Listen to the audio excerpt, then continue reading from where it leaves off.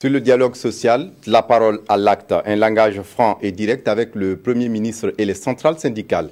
Dans ce face-à-face ce matin, Paul Kabatieba s'est voulu d'une fermeté face à l'embrasement de la fronde sociale. La synthèse avec Christine Koulibaly. Regardez, le ministère des Finances est paralysé depuis plus de 3 semaines.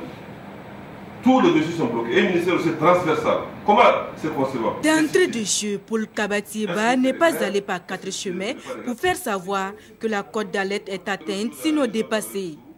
Sitting et grève, tout azimut ne font qu'hypothéquer les chances de développement et menacent la paix sociale, martèle le chef du gouvernement. Le gouvernement comprend et respecte la lutte syndicale, orientée vers l'amélioration des conditions de vie et de travail des employés, qu'ils soient du public ou du privé. Ce que l'on comprend moins, vous me le permettrez, c'est l'installation progressive dans notre pays d'une pratique de lutte qui s'est mise en tradition et à travers laquelle tous les points de revendication sont quasiment au même niveau d'importance et donnent lieu à des débrayages systématiques, souvent sans préavis, sous la forme de sit-in. C'est la nouvelle mode maintenant, les sit-in. De boycott d'activités professionnelles, de boycott d'activités professionnelles spécifiques, quand ce ne sont des grèves intempestives ou à répétition. Tout se passe comme si, les yeux fermés, certains travailleurs n'ont plus la moindre affection pour le bien commun et pour l'équilibre de l'État. Tous les moyens sont bons pour obliger l'État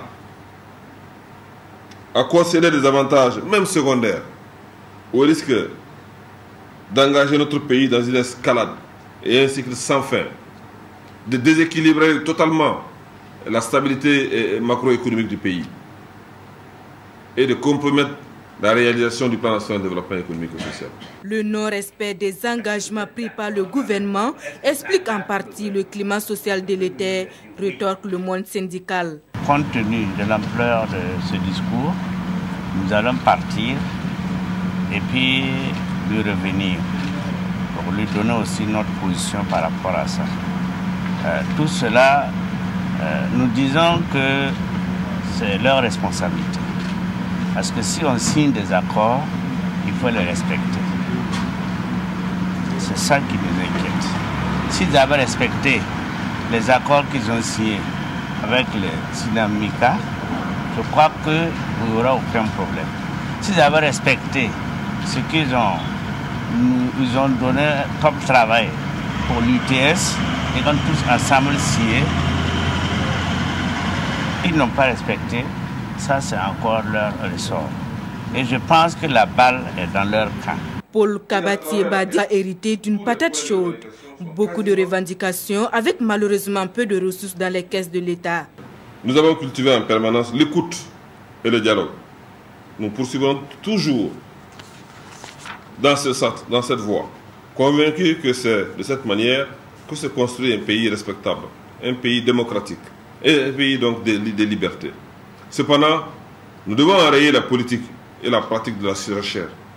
Nos marges de manœuvre sont limitées. Tout le monde le sait. Avec une masse salariale qui frôle les 50% de recettes fiscales. Avec des dépenses courantes de l'État qui approchent peut-être que les 90% des recettes fiscales. Comment on peut développer un pays dans ces conditions? Avec quelles ressources?